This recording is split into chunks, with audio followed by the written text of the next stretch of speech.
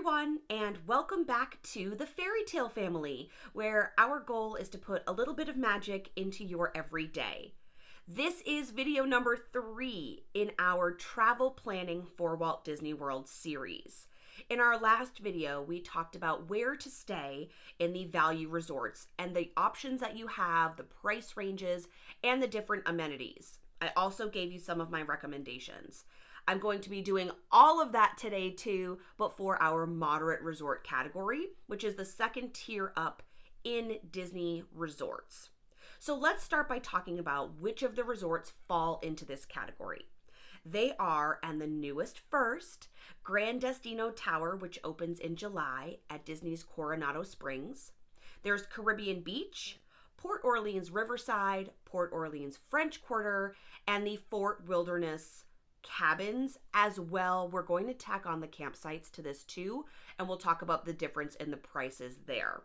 So just like with value resorts, you are given a variety of choices with a lot of different theming in the moderate resort category. Now, what separates value and moderate resorts truly is the price. That's exactly how the tier operates: value, moderate, deluxe, villas, etc. So for price, you are looking at about $100 more a night in a moderate category.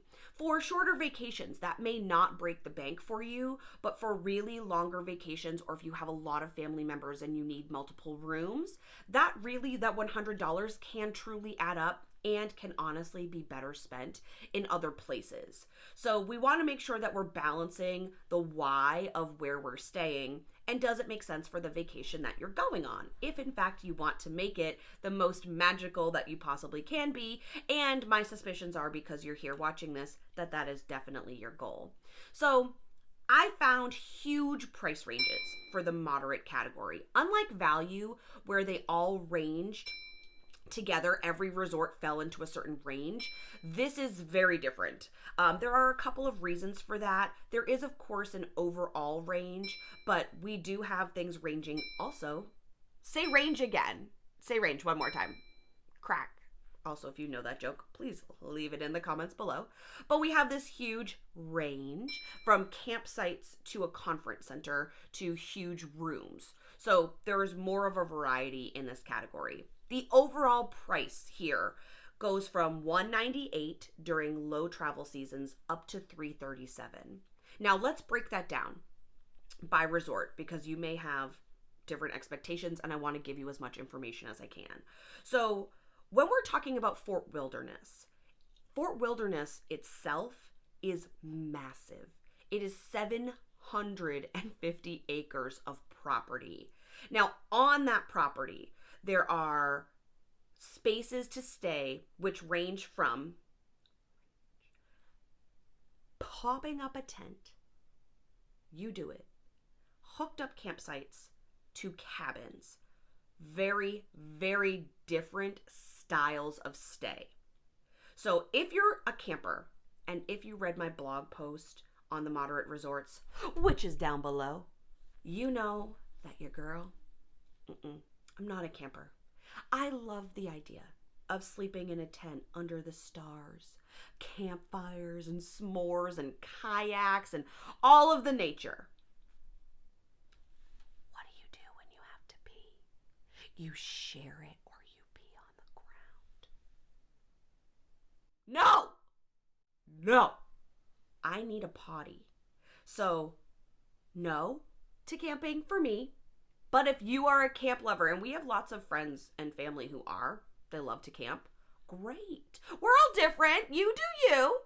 So if you're that person, you're going to get a great deal, because the most expensive that it can be is $130 a night. That's at Christmas when it's crazy busy. Also, check out the when to go and when not to go, which you'll find above. So going to stay in a tent could be awesome, because you're saving so much money and you're staying at a resort site that has moderate and deluxe amenities, but for not the price of a moderate or deluxe resort. If you're going and you want like a full hookup campsite, the most expensive I found was $158 a night. So again, value pricing, moderate amenities. Now the cabins. This is where my sister stays. Whenever we go and travel together, she goes with her husband and their children, and they stay in these cabins, which are awesome. They're awesome. It has all that woodsy feel of camping that I love. The like moose all over the wallpaper, beautiful wooden beams. It's so rustic, but it sleeps up to 6 people. They are freestanding individual buildings, so you're not sharing walls. And there's an extra cost, but you can get a golf cart here. That goes for anywhere in Fort Wilderness. You can get a golf cart. That's awesome. And because it's 750 acres, it makes sense. If you're trying to walk everywhere, that is going to be a challenge at Fort Wilderness. You can rent bikes. They have an internal bus system. So there are definitely ways not to spend the money on the golf cart. But I feel like if you're staying at Fort Wilderness, that is a perk of staying there, is you get to zip around. There are also things at Fort Wilderness that I really like. There are playgrounds. You know, we have a 3-year-old, so those types of like daily fun things that aren't always going into the park are important to us. So they have playgrounds, they have trail rides, they have horses, they have horse-drawn carriages, they have entertainment at night with shows. It's a really great family resort. So highly recommend. The downside of the awesome cabins is that during expensive peak times, they go up to $582 a night. So that is definitely deluxe pricing at a busy time, but depending how you split the cabins, it could be more cost efficient because you can fit more people in them. So Fort Wilderness, huge range, doesn't fit within the typical numbers of a moderate resort, and that's why. Also, one of the bonuses of Fort Wilderness is that you can take a bus to Magic Kingdom, which is awesome. And we have taken a bus from Magic Kingdom / Bay Lake Tower to Fort Wilderness for my favorite dining experience, which I'm going to get into a little bit later. So one of the other kind of outliers in terms of price is the new Gran Destino Tower, because it's a conference center. So there are suites on the top floor. It is much more adult oriented, and they range up to $382 a night. So they are more expensive than the average $337 at the max end, but they are adult bar scene operated. Like, this is where you might stay if you wanted to go to a sports bar. They don't really fit into the traditional like Disney mold, but it is beautiful. Mark and I actually got to see it the last time that we were in Disney. So it is, I think, as a new resort, it's going to be awesome. But just that, so that you know when you're looking at prices, that one does go up a little bit higher. So that covers our price range from $198 to $337, exceptions at Fort Wilderness and Gran Destino. Let's talk about the pros and cons. And we'll start with the pros. So in a moderate resort, one of the pros is that you're going to use buses less frequently. If you watched the last video, you also know that I hate the bus system. That's not true. That's not fair.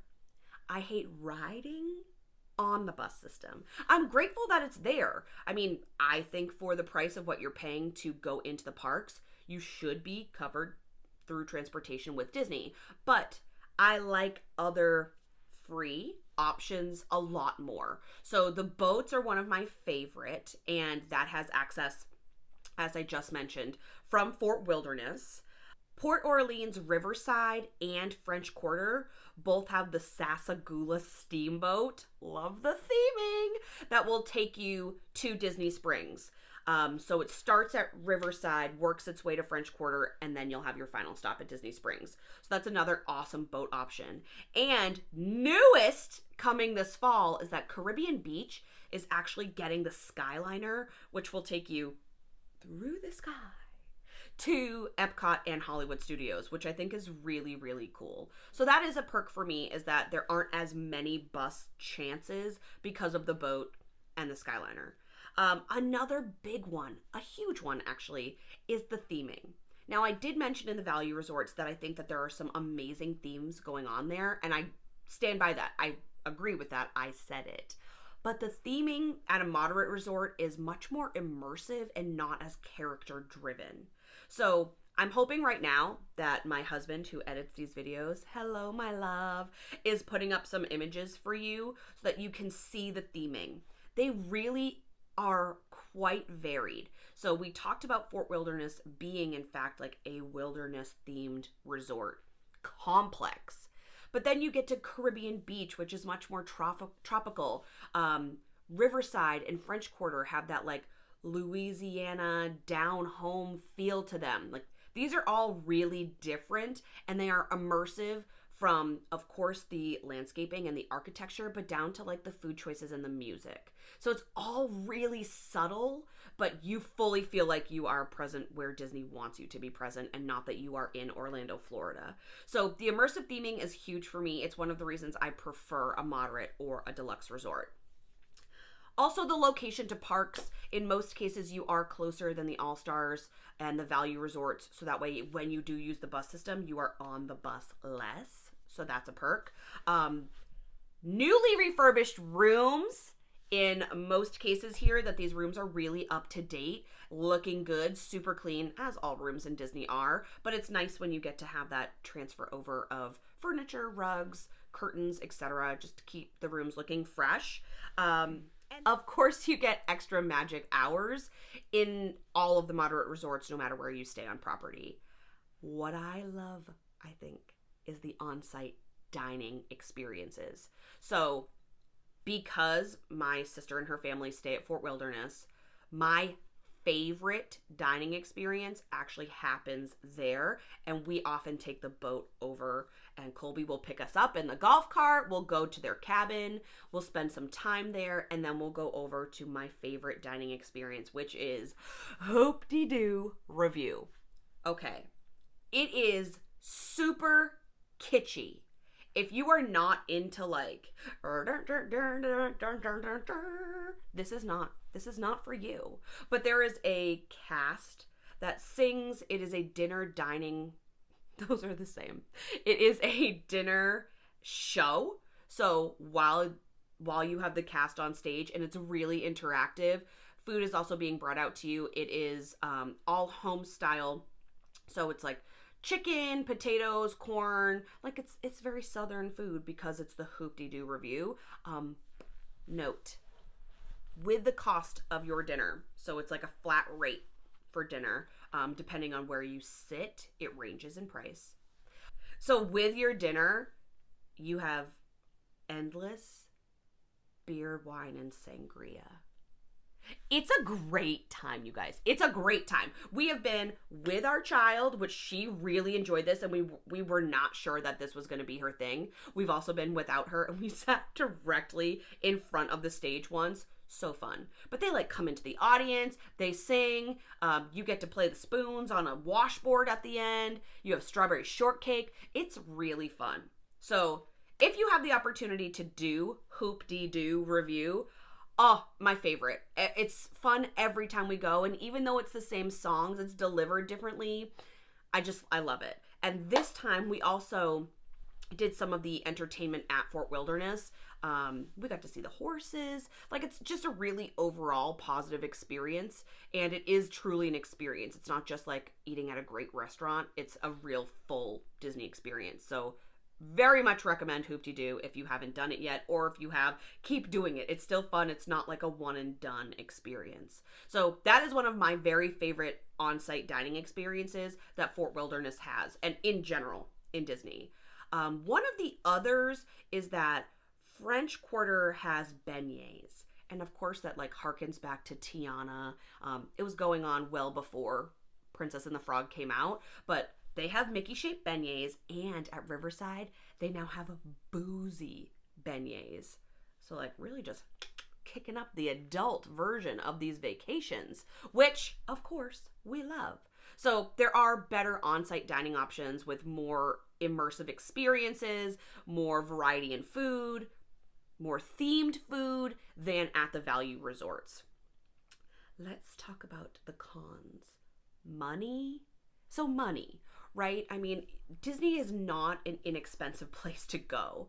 And when you go, you want to have park experiences and bring home souvenirs and eat at awesome restaurants. So adding $100 a night could be not the right choice for you, depending on what you're looking for. But money, biggest con. Another con and these two go together. So, I don't like a bus. So sometimes because of the size of these resorts, specifically Caribbean Beach and Coronado Springs, there are internal bus systems because they're so big that walking to the pool or walking, let's say, to a playground might take you a really long time. So those two in particular are the biggest. Yes, Fort Wilderness is huge, but I'm counting on you to rent a golf cart because it's worth it. So I don't love an internal bus system. I also feel like it takes a long time to get to the front of the resort if you're staying way, way, way in the back, which when Mark and I stayed at Caribbean Beach, that did happen to us, that we were really far away and we felt like it took us a lot longer to get into the parks just because of how far away our room was. So that's definitely a con for me. But those really are my only two. Yeah, money's a big one, and the bus system, maybe that's not a big deal for you, but I don't love that. I want to be in the parks quickly, and I'm not a patient person. I'm working on it, but I'm not really patient, especially when I'm on vacation. I know that sounds like an oxymoron, but if there are experiences that I've really been looking forward to, waiting in line to get on a bus, to go to another bus stop, to then finally get to the resort an hour later, is not really what I want to be doing. So here are my recommendations. We've talked a lot about Fort Wilderness. I love the cabins. I think they're awesome, and there's not another experience in Disney like them. My personal fave place to stay on this list is Port Orleans French Quarter in the moderate category. Mark and I had the pleasure of staying there not this April, but April of 2018 for my birthday. We went for a whirlwind 2.5 days, and it was awesome. It is super intimate. It's a really small resort, which is one of the things I ended up liking most about it, because you can walk the whole place. It feels like you're in New Orleans. The music, the street names, the cobblestones, the pool, it all feels very New Orleans-y? It just feels authentic. So we loved it there. Our room was great.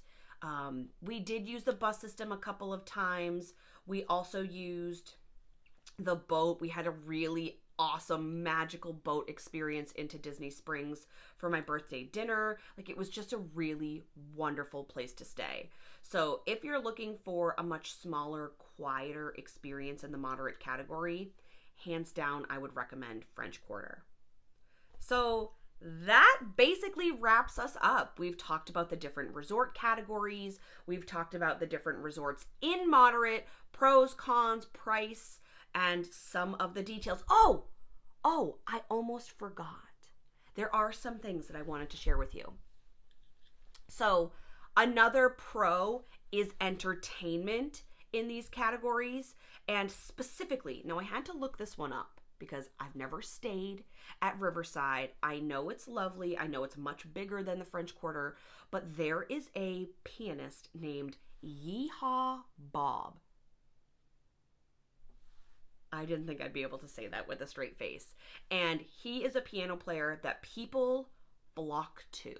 So if you're staying at Riverside, please make sure you see his show. It is just an experience, again, of entertainment for all ages, but that you're not going to get at other resorts. And depending on where you stay, you might actually be able to see some fireworks. So Caribbean Beach, you'd be able to see potentially from where you are the Epcot fireworks. Fort Wilderness has access to the Magic Kingdom fireworks, especially if you happen to be on the boat at that time.